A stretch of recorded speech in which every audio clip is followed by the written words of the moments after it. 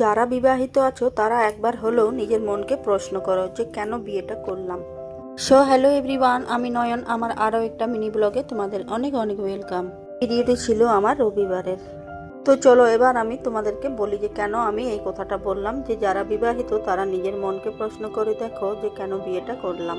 কোনো কারণ নেই। আমার কখনো কখনো এটাই মনে হয় যে কেন বিয়ে করলাম, বিয়ের আগে তো বেশ ভালোই ছিলাম। তাই তোমাদেরকে জিজ্ঞেস করলাম, তোমাদেরও কি এমনি মনে হয়? আমরা মেয়েরা বাড়ির বাইরে যখনই কোথাও যাই তখনই বারবার বরকে জিজ্ঞেস করতে হয়। তাও আবার ওদের কত বায়না থাকে। ছেলের তো শনিবার রবিবার 2 দিন স্কুল ছুটি ছিল, তাই ও বায়না করছিল যে মামা বাড়ি যাব।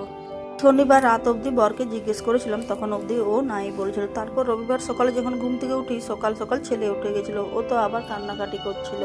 তাই বরকে যাওয়ার জন্য অনেক কষ্টে রাজি করালাম, তখন ও হ্যাঁ বলেছিল। আমরা বাড়ি থেকে বেরিয়ে পড়ি ওই 9:30-10টার মধ্যে। তারপর আমরা একটু কুমারডুবি বাজারে ঢুকি, আর ওখানে ঢুকে আমার একটা ক্লাসমেটের সাথে দেখা হয়ে যায়। ওই যে বসে আছে আমার ছেলে মেয়েরা, ওই ঘড়ির দোকানটা ওরই। আর ওর দোকানে আমার বরের ঘড়ির বেলটাও লাগিয়ে নিলাম। ঘড়ির দোকানের অপোজিটে একটা আনারসের ঠেলা লেগেছিল। সেখানে দেখলাম যে আনারসগুলো খুব সুন্দর সুন্দর আর খুব বড় বড় ছিল। সেখান থেকে আমরা 2টো আনারসও নিয়েছিলাম। তারপর আমরা বাপের বাড়িতে পৌঁছে গেলাম। আর দেখো ওই পুচকু সোনাটা কত বড় হয়ে গেছে। আমাদেরকে দেখে তো ও প্রথমে চিনতেই পারেনি। আমরা অনেকক্ষণ থাকার পরেই ও আমার কলে এসেছিল। আর আমরা বাড়ি থেকে তো ব্রেকফাস্ট করে যাইনি, তাই ওখানে গিয়ে মুড়ি খেয়েছিলাম।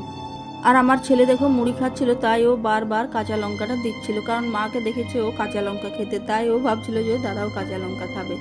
আর জানো তো এখন ও খুব দুষ্টু হয়ে গেছে, একটুও ধীরে বসতে পারে না। তাই মেয়ে ওকে ফোন দেখিয়ে কার্টুন দেখিয়ে বসে রেখেছিল। আর দেখো ওইটুকু বাচ্চারও এখন কত ফোনের নেশা হয়ে গেছে। আর জানো তো ও এখন কথা বলতে শিখে গেছে। ওর মুখ দিয়ে কথাগুলো শুনতে কিন্তু বেশ ভালো লাগছিল। আর এই যে মা শীতলা ঠাকুর নিয়ে এসেছিল, ওরা বাজনা বাজাচ্ছিল, সেই আওয়াজটা ও শুনতে পেয়ে বারবার ও বাইরের দিকে দেখাচ্ছিল যাওয়ার জন্য। তারপর দুপুরবেলায় খাওয়া দাওয়া করে একটু রেস্ট নিয়েছিলাম। আর এই গোলাপ গাছটাতে না 12 মাসই ফুল ফুটে, কিন্তু শীতকালে ফুলের সাইজটা একটু বড় থাকে, আর এই বর্ষাকালে ফুলের সাইজটা একটু ছোট হয়ে গেছে।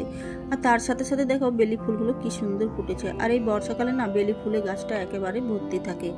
আর মা বলে যে অন্যদিন নাকি বাইরে না বেরোলে ওর মুডটা একদমই ঠিক থাকে না। আর সেদিন আমরা গেছিলাম বলে ও বাইরে যাওয়ার জন্য একবারও নাম করেনি। আমাদের এখানে একটা কারি পাতা গাছ ছিল, সেই গাছটা না কেটে দিয়েছি বলে আমার কোনো কিছু রান্না করার ইচ্ছে থাকলেও আমি কারি পাতার জন্য রান্নাটা করতে পারি না। তাই ওখান থেকে আমি একটু কারি পাতাও নিয়ে এসেছিলাম। আর দেখো মেয়ে একটা ফুল লাগিয়েছিল, ওকে বললাম যে দিদির কান থেকে ফুলটা নিয়ে আয়, তো ও নিয়ে এসে আমাকেই দিচ্ছিল।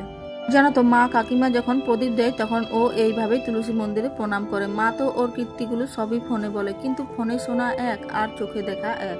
ওর কীর্তিগুলো চোখে দেখার পর মনে একটা আলাদাই আনন্দ আসে, যেটা কিন্তু ফোনে শুনে পাই না। আমরা তো ভেবেছিলাম